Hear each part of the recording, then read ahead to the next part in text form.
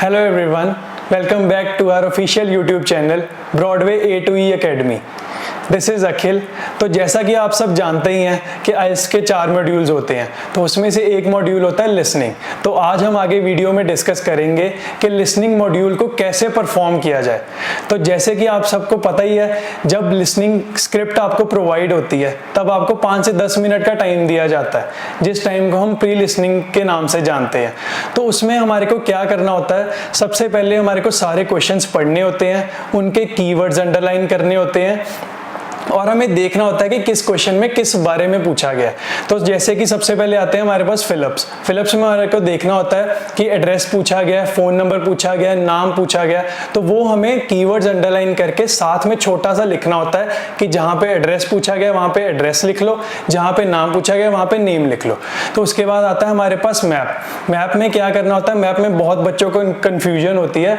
उसमें हमें सबसे पहले कंपास डायरेक्शंस बनानी होती हैं, तो उस अकॉर्डिंग हमारे को मैप प्लेस करना होता है। जैसे हमने कंपास डायरेक्शंस बना ली नॉर्थ साउथ ईस्ट वेस्ट, ठीक है।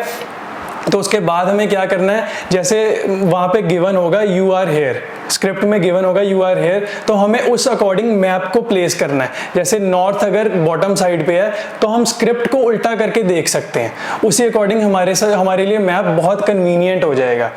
तो उसके बाद जैसे आते हैं एमसीक्यूज में बच्चों को बहुत ज़्यादा डाउट होता है, बिकॉज एमसीक्यूज में बच्चे ऑप्शंस में फंस जाते हैं। एमसीक्यूज में हमें प्री लिसनिंग में क्या करना होता है, सारे क्वेश्चंस पढ़ने होते हैं, उनके कीवर्ड्स अंडरलाइन करने होते हैं, बट ऑप्शंस को पहले के लिए हमारे को स्किप करना होता है, क्योंकि ऑप्शंस अगर हम पढ़ेंगे तो उसमें कंफ्यूज हो जाएंगे।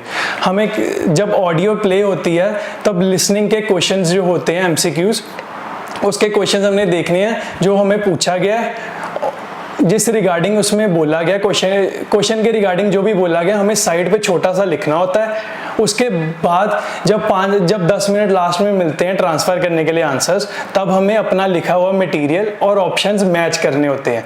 उससे ऑटोमेटिकली करेक्ट आंसर आ जाता है, बिकॉज उसमें कोई इतना इशू नहीं होता।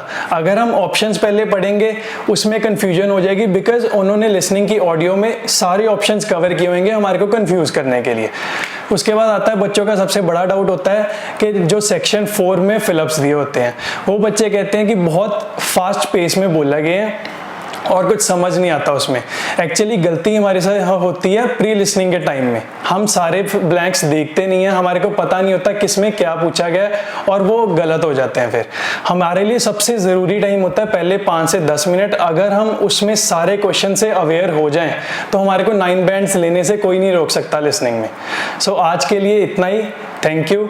हमारी वीडियो को लाइक शेयर सब्सक्राइब कीजिए और ऐसे ही आइल्स की टिप्स जानने के लिए आगे हमारे फॉलो करते रहिए।